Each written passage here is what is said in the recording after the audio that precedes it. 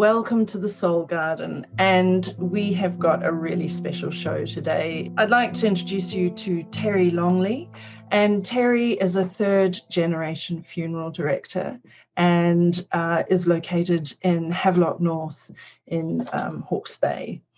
And across the course of this interview, we're going to be looking at a whole kind of landscape of funeral and death care here in New Zealand. Terry, first up, welcome. I'd love if you could talk a little bit about being a third generation funeral director and what that means for you and what it brings to the people and families that you're working and interacting with. Thank you for having me on your podcast. First of all, Georgina, it's nice to join you. I know we've worked together on many things, so to discuss this tonight is it's quite special. So growing up as a young fellow with dad and granddad being funeral directors is quite a different thing. At school, my brother and I were always the different kids. We were always the funeral director's sons, right. And that had with it an attachment in the 90s about what undertaking was. Of course, my brother and I, we were down at the funeral home most days after school. We got to watch Dad, watch Granddad, watch what they did, and didn't really realise it at the time, but we were absorbing everything. And at least I was anyway. And it didn't really impact me until a little bit later on when I grew up, just how much Dad and Granddad did for the community. We always knew they worked hard and sometimes they weren't always around for our school trips or our sports days. Dad was out working, he was on call. And we're looking back, you just realise now how much they did for so many families. And that started to weigh a little bit more on me later in life. I left school, I did something else. I swore I'd never be a funeral director, but isn't it funny how things change as you grow up? You get older, your values change, and I started reflecting and just realising how amazing funeral directing can be, how many people you get to help through what is usually a really vulnerable time for people. Sure. And funeral directors are in a unique position to really make a difference through that process. So naturally, I found my way back to Dad and Granddad. I joined them, did a month trial, and after a month I went, this is where I should have always been. And 8 years later, here I am, still doing it, still really, really passionate about it. What was the kind of magic moment for you when everything kind of came together during that 1 month trial that made you go, yes, this is really it? Yeah, I think for me, it was knowing that I'd made a difference to people that were in such a dark place or going through such a hard time, which I had never really experienced that before. I mean, you help people in other ways through your life, but really these people were holding me, they were crying, they're giving me hugs and just saying, thank you so much for what you did for us. And that hits you like something different and you never forget that feeling. And I think that's what really made me want to join and learn everything. Yeah. What are the skills and the sort of personal attributes you think are really important for this job? I think there's three main attributes which contribute to a really amazing funeral director. First one, without a doubt, has got to be empathy. You've got to be able to put yourself in their shoes and put yourself into their mindset and know how to help. You've got to be kind when you do it. I would say that's number two. And you've got to be a great communicator. And those three things I can't really teach someone. I can teach them everything else in funeral directing, but those are the three fundamentals that I would say really, really make the difference between a good funeral director and a great one. I know that I'm sure that listeners and viewers of this podcast and video will find that really interesting, because I think that the funeral directing industry in a way has got a bit of a bad rap. Can you explain to the listeners what you feel funeral directing is in the current day? Yeah, great question. And to put that in perspective, funeral directing has been around for several hundred years in what we know is in modern time. It was only in the last 60 to 70 years that the term undertaker, which is what the person used to do who showed up with the casket, put the body in it and took it to the grave, transitioned about 60 to 70 years ago to funeral director.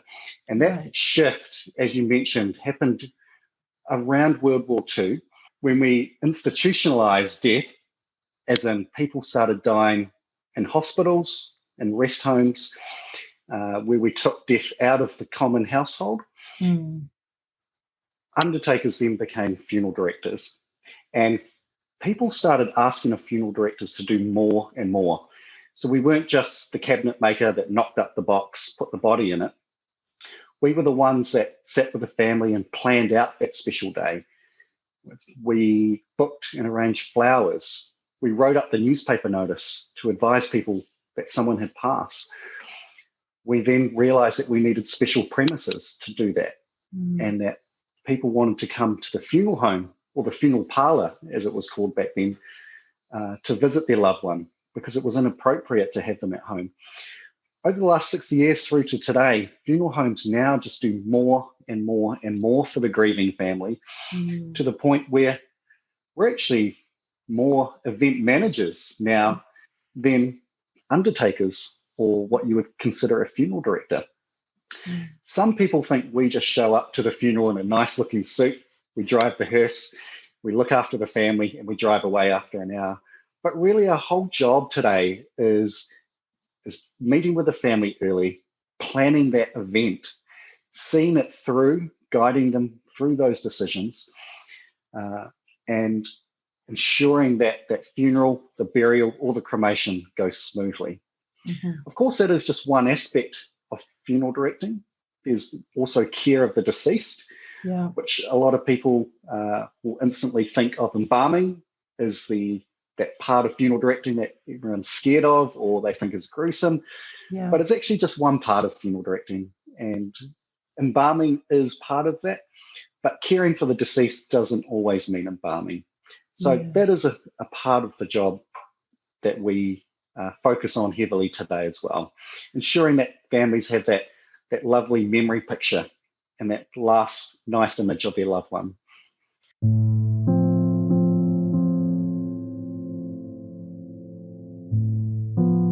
You looked after both my parents for me when they died, and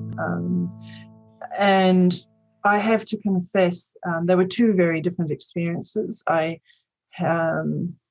going to lead into another question with one of them. But with my father, who died more recently, I wanted to do bells and whistles for him, the church funeral and everything. And I wanted to be able to have some time kind of with him before he was cremated. So visitation was important to me. And you were amazing. The thing I found really helpful was, and when I look back on it, you can really underestimate how stressed you are as a family member who's just lost someone in that time. And I found it very, very helpful that you guys were there to just do all the, I didn't have to think about death certificates, and I didn't have to think about this and that. And that was really, really helpful. My mother was a very different situation. She had said to me, when I go, I just want to be, carted off in a box and cremated straight away. And the term in the industry is direct disposition. And that's what happened. So I never said goodbye to her really once she, left the hospital where she died. So I learned in my own experience what it meant to have that extra opportunity to say goodbye. And you spoke just before about offering the opportunity for caring for the person who's deceased for the family until the funeral, if they're not wanting to have them at home. Can you talk about the importance of that visitation, that step between the death and the funeral, please? Yeah, absolutely. And it's a really good aspect to talk about, especially with funeral directing, which is so often associated with just that 1 hour funeral at the end of the week. But the viewing or the visitation is a big part for both the family, friends, and the wider community. Now, it's usually often the immediate family. They're going to be right next to that person when they pass away. It may be that they've spent the last 3 or 4 days with that person as they got sicker and sicker. They were there at the end, and it's a beautiful time. But all the other family and friends and wider community weren't actually there. They didn't have all those special moments. They learn about the passing, and it's really important that those people get to come and acknowledge that death. And to do that, we view the body. Yeah. And that could be done at the funeral home, or it can be done at someone's home. But actually spending time with the deceased after they've passed is one of the most fundamental pathways to good grieving that we as humans can really have to process our grief. It makes it real for us. We hear about a death. Do we know that it's actually happened? Well, someone's told us, but it doesn't make it real till we see that person in the casket. Yeah. We get to hold their hand. We get to give them a kiss. The grandkids get to pop a note to granddad into the casket. Maybe that you bring a flower from your garden and you lay it with mum one last time. That time, even may it be short or long, is so important. And we encourage it to every single family that come through the funeral home. They, of course, are people that say, no, thank you. I don't need to see mum. I don't need to see dad. I want to remember them as they were. And that's okay. But everyone should at least be given the opportunity. And I think that's really important. So when a family says, or the deceased themselves, their wishes are, no, take me away, no fuss, no viewing, they're actually denying everyone they love and cared for the right to grieve properly. Yeah. And sometimes, they think they're doing it a better thing by saying, hey, no fuss, get rid of me, take me to the crematorium. But in actual fact, they're doing a disservice to everyone they loved and cared about. So we really ensure that the family know how important that can be to a lot of people. Yeah. That moment from death really becomes about the family and friends, really, in a way, doesn't it? Giving them those opportunities. You mentioned before we have worked together. It was lovely because of the work I've been doing with people in illness and through kind of palliative and end-of-life care and actually bereavement. I was really fascinated to see what happens beyond my own personal experience of my family loss for people who walk through a funeral director's door, and what is the sort of compassionate care that is wrapped around them or can be wrapped around them. And I found it really beautiful. Some of the families and visitations, there were just gorgeous things being done, writing notes on the casket, putting photos in. There were so many ways of making it really personal and really special. And I was deeply moved by that, and just sitting sometimes with people when they came away from the visitation room and just needed someone to talk to. Also, that feeling of when people are saying, no, I just want to go, I mean, not forcing them to do anything at all, but just saying, hey, I really wish I'd had the opportunity to say goodbye to my mum one more time. So getting down to the sort of send off in today's world, what we've talked about visitation. So let's say visitation has happened. People have had a chance to come and say goodbye. What is the most basic send-off somebody can have, even within that context of saying goodbye? Yeah, sure. So really, a funeral doesn't need to be this big church mass with an organist and singing and hymns and prayers and things like that. In actual fact, a funeral can just be a very small gathering, perhaps at the funeral home, right before we take the person through to the crematorium or the burial. That might be just gathering up your nearest and dearest. You come down and you gather around the casket. We all share a brief story or a favourite memory. Hey, we pop on a CD of Nana's favourite music, and we put the casket lid on together. We grab a couple of flowers from the garden, and we all follow her to the crematorium. Right. That at least is doing something rather than nothing. And that's what's really important. We don't need to book out big venues. We don't need to have catering, although there are good reasons why you might choose to do that. Yeah. But it can really just be that close, nearest and dearest. That doesn't have to be at the funeral home either. That can be at someone's home. And some of the nicest funerals that I've had the privilege of directing have been right there in their garden where they spent most of their time. And that's beautiful. some of the most beautiful stories. So, exactly. So what I'm hearing you saying for people is really there is no set formula or prescribed way of doing it these days. It is about kind of celebrating the life of the person who's passed and creating ceremony for those who remain. What do you do for different cultures? For example, with when a Maori person dies, and I know they have different cultural traditions. Can you talk about that? How that you work in with other cultures? Yeah, of course. And we're lucky in New Zealand to live in such a multicultural country, and we don't just have one or two. It's not just the Māori culture and the European culture. Within that, there is a huge space. Every family has their own cultural needs. And actually, every family has their own individual needs.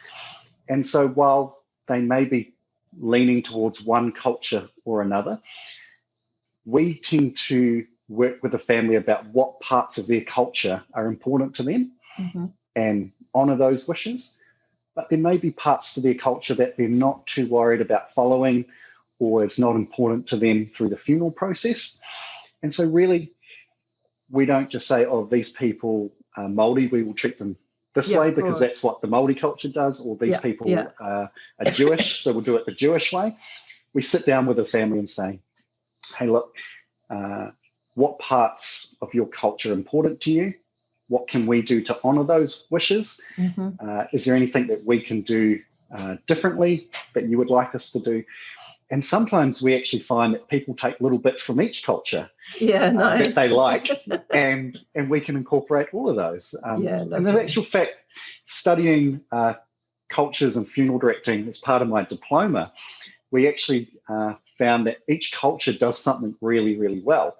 And so it's no surprise that some people are now picking the best bits and making it their own culture. Yeah. So you're saying that, for example, if a family want to come in and they want to wash or dress the body and things, you have space and you're able to do those and enable those things to happen. We've certainly got the facilities there if people want to play more of a part in the care of the deceased. I think that's really important that we allow families the opportunity to do that.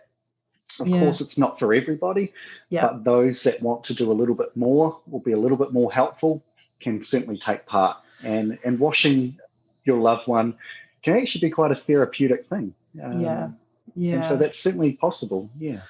I think that's really helpful for people to hear, because I think that often we don't know what even we can ask for. So hearing you speak and sort of opening that up and basically say, look, let's just talk about all the ideas and options and things that you're wishing for, or things that we can suggest, and we can work together from there, is really good. Because I think sometimes people they get scared, don't they? And they not do. Sure and it's not something people are good at. We haven't been through this 10 times in our life.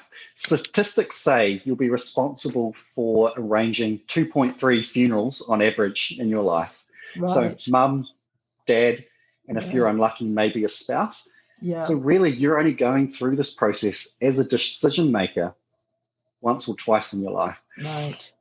The default really for us is that we're assuming that most people don't want to take part, and it's generally accepted that people will allow a funeral director to care for the deceased. And so what I would say is, if people want to take part in that, is to let us know when the funeral director arrives and say, hey, I'd like to do more here. How can I help? Yeah. And let us know then, and we'd certainly walk them through that process. Okay. So before we move on into body care, particularly I'm thinking as we move into people who are wanting to do more for themselves, I just want to ask, at the moment, there are only two options for human remains in New Zealand, isn't there? Cremation and burial, as I understand it. That's right. At the time of recording this interview, I know that last year, I think the bill for disposal of human remains, whatever the bill is called, forgive me if I've got it wrong, was under review. When we look at overseas, we're seeing a whole range of other things sort of coming in, hydrolysis and composting and all sorts of things. I was wondering if you could talk about what you're hoping the choice around what we do with human remains will be as this bill comes through.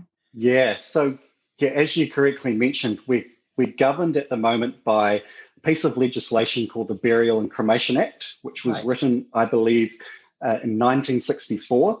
So it's pretty old. Back in 1964, we had limited options. We certainly did not have the technology that we have today.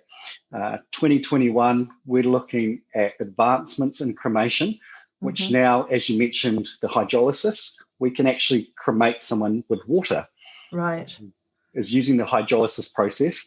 It's now coined the term aquamation, where the same process takes place, except it just uses water and an alkaline solution. What the family get back is actually the same ash remains, so they can still do the same things they would with normal cremation remains, or fire cremation, I should say. But it's done with zero emissions using water. That's returned to a natural pH and released back into the normal water cycle, which is absolutely amazing. Now, I had the opportunity in 2017 to fly over to Florida, where they build cremators, and I had the opportunity to witness and test one of their brand new aquamators. I got to see it in use, and it was really, really cool thing to see.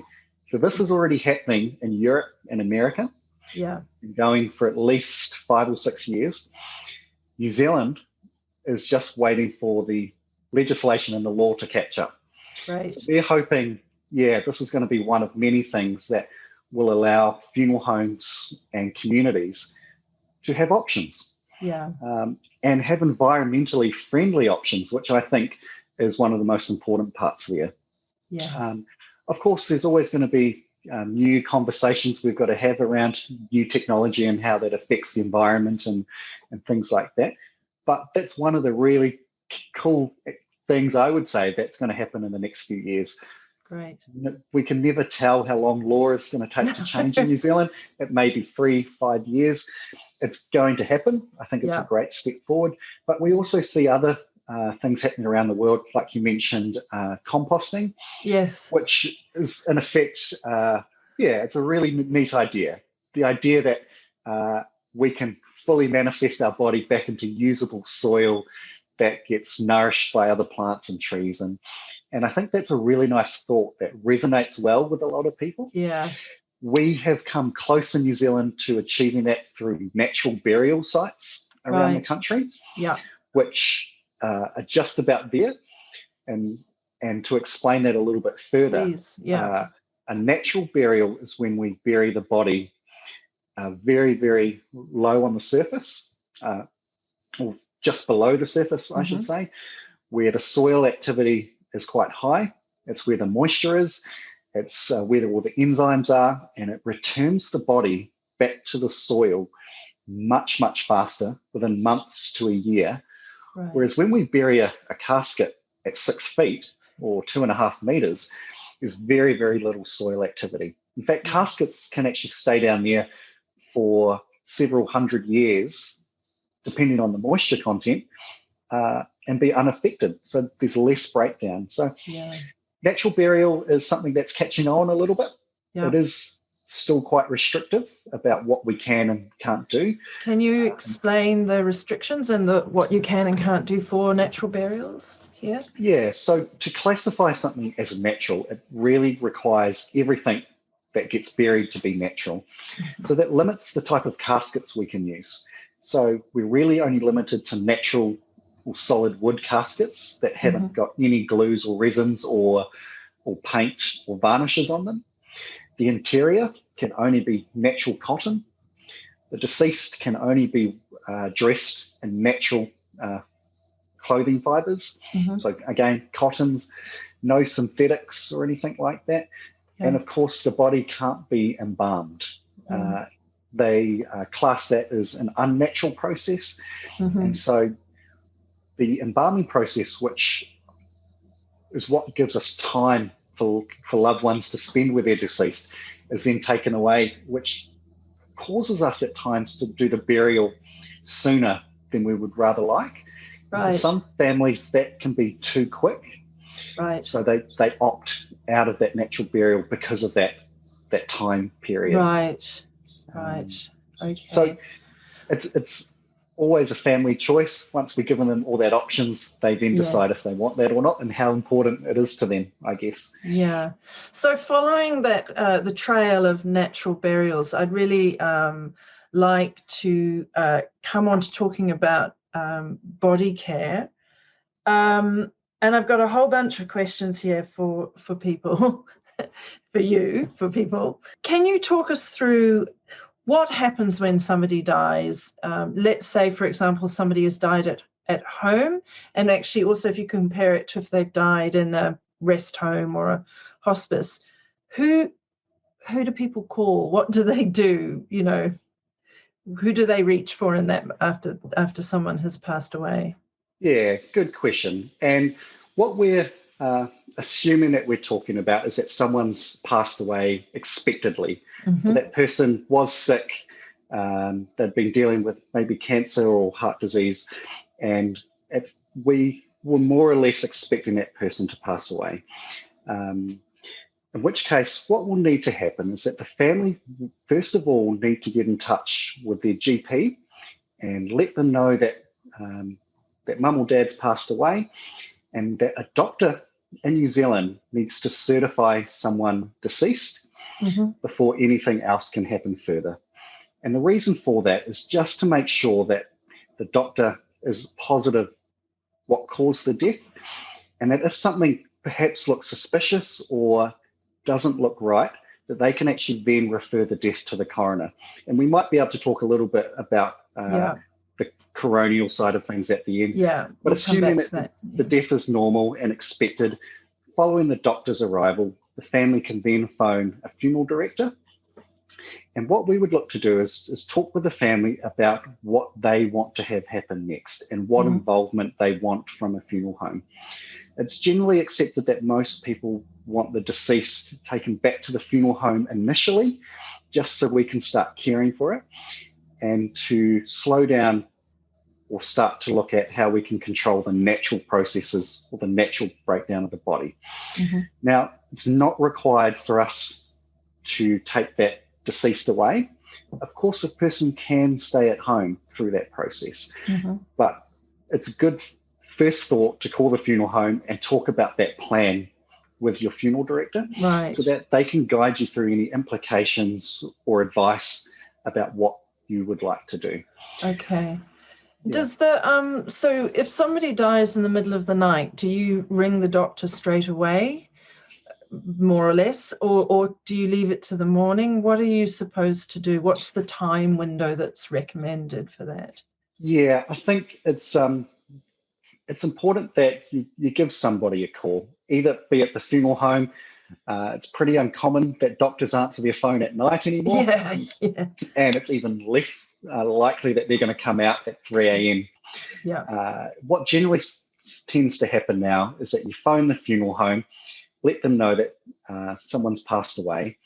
We can get in touch with a doctor, but it's likely that the doctor will actually visit at 8 or 9 o'clock the following morning on their way to practice and to certify the passing then. And that's totally okay. If someone passes away at night, there is no need to rush or panic through that process. They're actually going to be fine at home in bed. As long as you're comfortable that they're there at night, Yeah. then we're absolutely fine with it, and a doctor will be fine with it. Some things that we advise people are, hey, maybe just make sure the electric blanket is turned off in bed, that you haven't got the heater turned up high next to them or anything like that. Yeah. But if they're placed in bed and they look comfortable and you feel comfortable, then a person is going to be absolutely fine until the morning when the doctor gets there and we can get there. Yeah. And it actually gives a very, very almost kind of sacred and intimate moment of time for the people who are gathered there with the person to be able to be and maybe to say the things that you want to say to the person that you perhaps didn't get to say in life, or read the poem that they loved or whatever. Also, if you're gently sort of washing the body and things can be incredibly special way of kind of saying goodbye.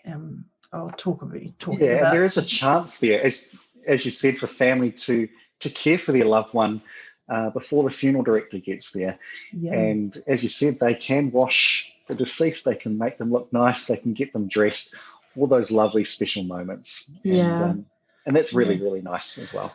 I've done that a few times now with people, and with my own father, bless him, but also with families when a loved one has died and they've gathered round, and I have got them to wash the body with me as part of their saying goodbye, and then just oiling it with beautiful, olive oil with really symbolic essential oils and things into it, and blessing the body as you go, as you're caring for it. Something about doing that before the doctors come and the funeral director and everything gets really busy is very, very special. I was speaking to somebody a while ago, and she said, look, thank you for giving me that opportunity to care for my mother in that way. It's very lovely.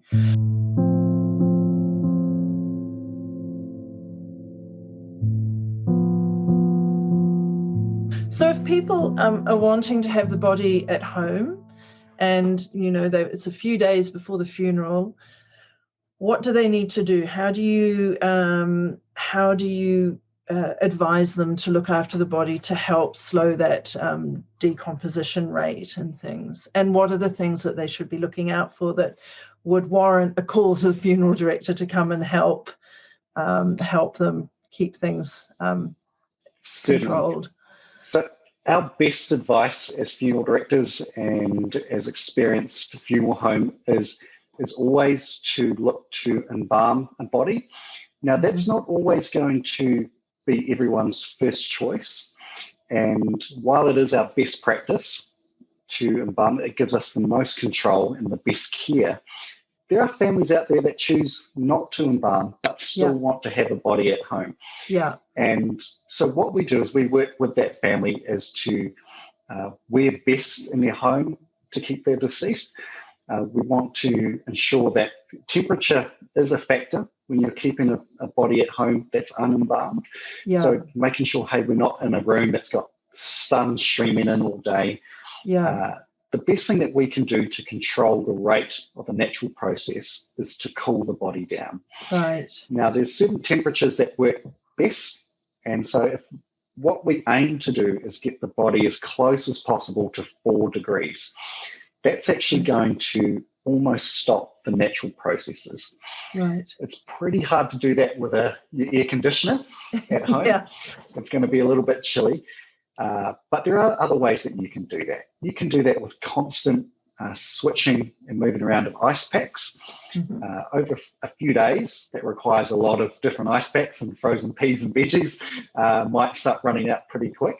But there's actually a product out there that's available for anyone to purchase and utilize, and it's called dry ice.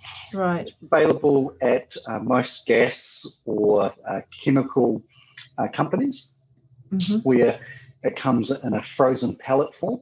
It's actually CO2. Right. And it sits at a temperature of -70. And in actual fact, we've used this several times, and it's proven throughout the country that we can keep people at home. And I've done this with a person who was at home in a hot 30-degree heat wave in Hawke's Bay for 12 days. Gosh. He looked absolutely perfect from the day he passed away to the day we ended up burying him. And that was due to the use of dry ice, which we just neatly packed around his body, brought the body temperature down, and there was no concerns at all over any natural processes, which gave, as I said, the family 12 days with him before the funeral. And that's without embalming? That was without embalming. Fantastic. So he never actually left the home. Wow. Oh, that's beautiful. So I'm assuming then that a lot of that ice and things, you'd be packing it around the torso and the organs and stuff, because that's where decomposition will start and gases and things like that can happen if not kind of slowed down. What happens if that does happen? What happens if gases are building up and things? What would a person see happen and what can be done? Yeah, I think that's a really important point that you raised, and you're absolutely 100% right. The first signs of natural decomposition happens in the abdomen. So it comes from our gut bacteria, which when we're alive is thriving and it's doing wonderful things in our body, and it's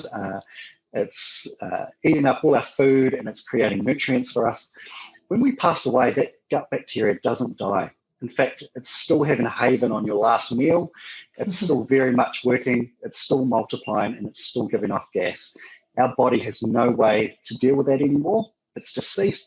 And so that gut bacteria is going to keep increasing. You're going to notice that the gas being produced by our normal gut bacteria will start to distend the abdomen. You may see that as bloating in the body. When that happens, it's a sign that things are certainly underway and the natural process is taking place. Soon after that, we're going to start noticing that the blood in our body, which is always a nice, that fresh red colour, is going to start to turn a little bit darker. And it may be that you start seeing what's called marbling start to come through, and you can see that through the surface of the skin. And at that stage, we really have to start deciding what we're going to do next. It means that more advanced decomposition is only a day or two away, and that something then has to be done, whether that's more dry ice or perhaps an intervention from a funeral home where we might look to treat the abdomen region, or sanitize that. So you can sanitize it and you can kind of release the tension somehow, as it were, for the gas and things. Is that correct? That's right. Now, generally, there's no saying how quickly that can happen. Right. And some people, and all of our bodies are different. In a sense, they're the same, but we're all very, very different. And it can all depend on a number of factors. What do we have for our last meal? What kind of medicines were in our body? How old we are? How healthy and active our gut bacteria was before we passed away.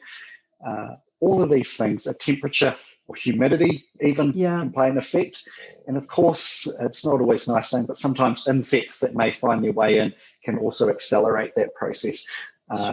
So for some people, it can be a matter of hours before that process takes place. Some people might not see that process happen for a week. Right. It's really hard to say. Yeah. So really, again, what I'm hearing is if somebody is wanting to have a body at home and do a home care and things like that, that's fine. But there are these things that you need to look for, keep an eye out for, and be kind of prepared for. But also, rather than this thing that you see people getting into where, funeral directors are here and home funerals are here and never the twain should meet, actually, there's a really beautiful bridge between the two, in that, yes, you can have your home, you can do things at home, but if you need help, assistance, expertise, somebody to come and say, hey, no, this is okay, or no, we can help you with that, that's when a funeral director can really help. I think that people forget, or maybe, I don't know, it's not even a forgetting. I think it's that thing where it's either completely out of their hands or it's completely in their hands. But what I'm hearing you say is that no, this is we can do this together in as much or little kind of interaction as we need. I think that's a really, really good summary of it. And of course, funeral homes are the one place where you can take your loved one to be embalmed. Yeah. And when we mention embalmings to some families, they sometimes straight away say, oh, no, we don't want all of those chemicals pumped through our loved one. Yeah. And sometimes we actually take a few extra moments to educate the family on what embalming is today. Yeah. And in actual fact, we use now 98% water. Right. With only a very small percentage, that 2% of humectants and formaldehyde, which allows that natural processes just to pause for a few days. So it doesn't ever stop the body naturally going through its normal process, but it just pauses it. Now, we can do any level of embalming that the family requests. And in fact, we can actually embalm with 100% water. And that just allows us to take those nasty bacteria out through a very natural process. It's non-invasive. And it may be that the family don't want any chemicals used, and we can actually offer them 100% water embalming, which just removes and sanitizes the body very, very naturally. Right, so you're doing... That is an option as well. Right, so the sanitizing is innate, just basically that's another way of helping buy more time while family are gathering and things for those. Essentially what we're saying, as you mentioned earlier, we're just going to neutralize that nasty gut bacteria, which will give the family those few days that they want without any invasive processes or chemicals used. So, yeah, that is an option we can work with families with. Right. And are you saying also, it sounds like embalming, well, I mean, the Egyptians were pretty amazing at embalming, but modern embalming with the use of formaldehyde and things, and actually from what I've observed working with you and being in the mortuary too, is that it is very much catered to the person and to the length of time that you're just trying to hold things back until burial or cremation. That's right. And we can embalm a body to look and present their best for 1 to 2 days before the funeral. But we've also had people at the funeral home where we've kept for up to 6 weeks because their family booked a cruise. Nana passed away, and Nana said, don't you give up that cruise. The whole family go on it. Have the funeral when I get back, or when they get back. And we had this lady in a funeral home for 6 weeks, and she looked just as nice after 6 weeks as the day she passed away. And the family got to have that viewing and visitation with her. Right. But we would never go ahead and do a super strong embalming for someone whose funeral was in 3 days. So as you said, we do tailor strength of that. Okay. I've got a rather grim question to ask, but again, I think that it's an important question. In the event that there has been a death that wasn't expected, and that seems that something may have happened, whether it's an accident or a crime or suicide and things, and the death is referred to the coroner, what happens then? What do the family need to know happens then, and how is the body cared for? Do they get the body back?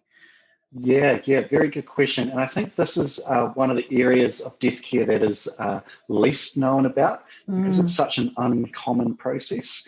Thankfully. Thankfully. Only about 10%, even less, of people in New Zealand die suddenly or unexpected.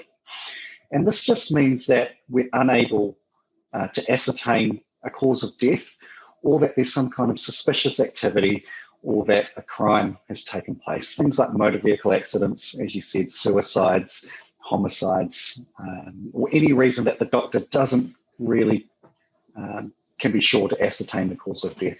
Now, what happens there is that the New Zealand police need to get involved, and they act on behalf of the coroner to initially investigate what may have caused that death. So you could expect that if a death is sudden or unexpected, that the police will very quickly arrive to the place of death, and they'll be asking a lot of questions about the circumstances, what's been happening, who was the last person to see them alive, and they form a bigger picture, which is then given to the coroner. Now, a coroner is just a specialised lawyer, and in New Zealand we've got 18 coroners. Their job and their main role is to determine exactly how that person passed away, and to ensure that that type of death never happens again in the community if it can be prevented. So to do that, the police actually need to take jurisdiction of their body, and it needs to be examined by a pathologist. Now, there's not a pathologist in every city, unfortunately. So sometimes that person does need to be taken out of town to the nearest pathologist. So here in Hawke's Bay, we actually have to take our deceased to Palmerston North, a 2-hour drive, where they get their exam. A pathologist can then determine exactly what caused that person to pass away, and that person is then returned to their funeral home of choice. So it is a delay between when the death occurs and when the family can actually see that person again. Sometimes take 1 to 2 days, sometimes longer if there's complications or if it's a suspicious death. So, it is a hard time. Families who aren't there when the person passed away may not be able to see that person for a couple of days, and that the police can sometimes escalate emotions, and people wonder why police are there. It's not necessarily that a crime has taken place, but they're there acting on behalf of the coroner to do that initial investigation. So. In those cases where there has been trauma, serious trauma, I would imagine that brings a very special set of skills to the fore for you as funeral directors. Also, I'm thinking of family still wishing or being given the opportunity to say goodbye to the person who has died. Can you talk a bit about that without giving away any confidentialities or anything? But are you able to talk about those situations and give an example about how you might deal with something traumatic like that? Yeah, absolutely. Just like we talked a little bit earlier on about how important it was for family to view and visit the deceased. And there's a term, closed casket, which sometimes gets thrown out there. We hear about it in movies, on TV shows, or we think of someone being in a terrible motor vehicle accident. And sometimes the family can just say, we want a closed casket. And they're actually denying themselves that beautiful viewing and visitation experience. And when someone has serious trauma, be it to the head, their body, hands, what we as funeral directors and embalmers do is try to restore as much dignity and respect to that deceased as possible, to soften the image that the family may see, should they choose to view, and try and bring them some closure. And what's really, really destructive is if you hear of a loved one that's had serious trauma or been in an accident, your mind starts racing about what kind of images that body may be in. What kind of state is it?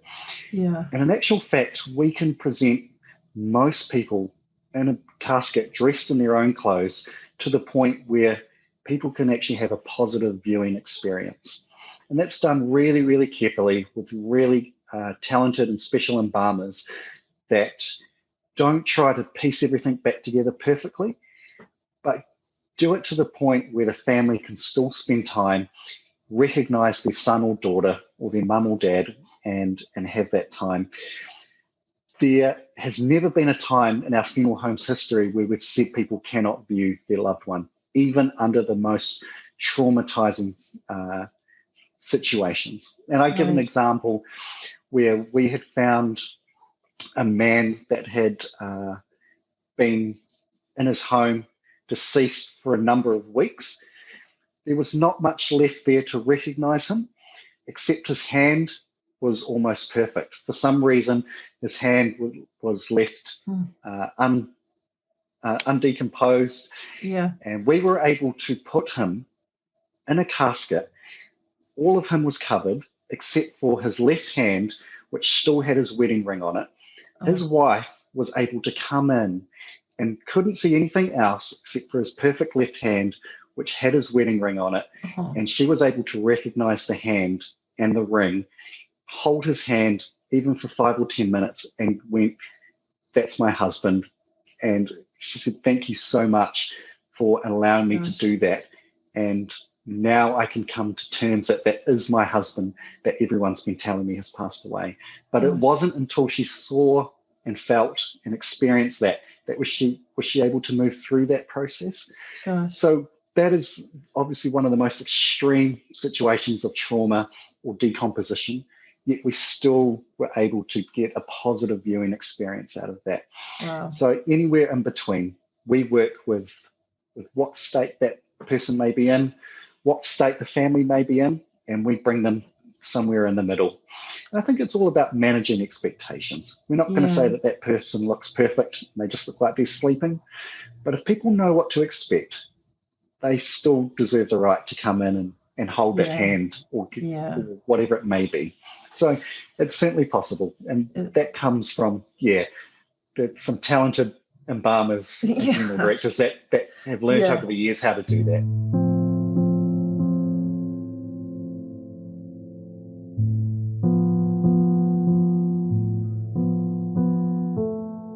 What I've, again, hearing through this is you're saying, have a conversation with us. This isn't, funeral directors here and you wanting to do things for yourself there. This can be a very collaborative or supportive process. There is real importance around the grief process, and a part of that grief process and part of the work funeral director will give you the opportunity to really see and acknowledge the passing of that person through visitation, through reconstructive work if required in those really tragic and traumatic situations. You've also said that in this day and age, really anything goes. There are no set rules for what a funeral needs to look like and things. As long as it's legal, we'll say yes. Okay, as long as it's legal. Okay, sure, right. And you're open to questions. You're excited in a way about the future ways that the industry is going to be able to help people and families when their loved ones die, because they're hopefully in a few years' time we're going to see a whole lot of other options that are available beyond just straight cremation and burial as we know it now. And we're getting increasingly green and environmental in the way that we're looking after bodies and things as well, or some of those options. So 3 questions. 1, what are your hopes and ambitions for the funeral care industry? I'll start with that one. So what are you really hoping for as we see what's possible from what we're seeing overseas? I would love to see New Zealand come to the forefront of what's available in technological advances to catch up with the rest of the world, so that we can apply all the amazing things that we do already in New Zealand in grief care and funerals, but with the latest technology and advancements. And so I can't wait for that legislation to catch up and allow us to take another step forward, offer families more care and more options, because it's all about choice in what we do. And the more choice we can offer, I think the more meaning people can draw from that. So really excited about that. Great. What do you think happens when the body dies? Where do we go anywhere? What are your thoughts? Yeah, that's a really good question. Everyone's going to have their own answer and unique view on this. For me, I always wondered, is there life after death? Is there a spirit that lingers around the body? And sometimes I've often joked to colleagues and friends, I thought, we've probably had maybe 10,000 deceased through our funeral home over the last 30 or 40 years. And I've never yet seen one thing that's made me spook out yet or worry. And I thought, surely someone must have come and tapped on my office by now, or or flickered a light bulb. I haven't yet seen it. I can't say it doesn't exist, but just not sure yet. For me, maybe it's just the value of life comes from being here and now, and when it's over, there's nothing. I think that's what gives my life value. Yeah.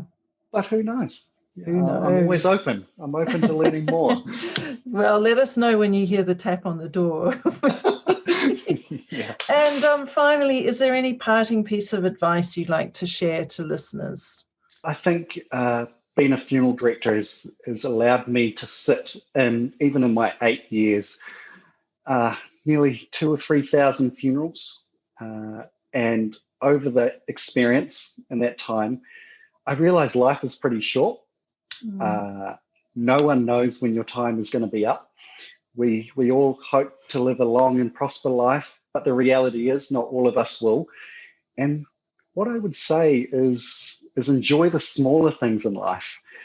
Sometimes we worry so much about the big stuff, but dealing with a lot of families at the end of life, they all come back and say it was those little things that meant the most to them in the end.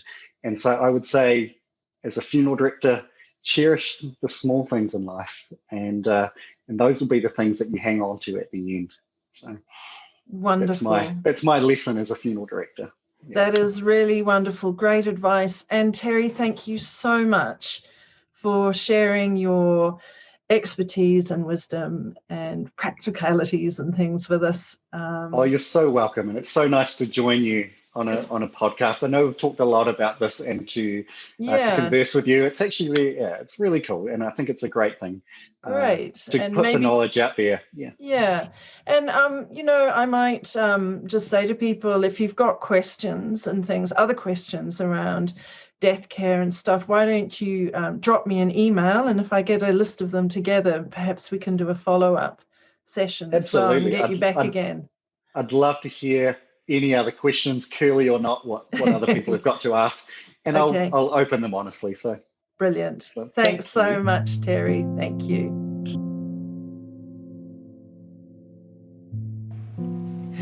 It was really great to have Terry Longley on this show, and I found it fascinating. He gave us a lot of information around what happens at the funeral part of death and dying.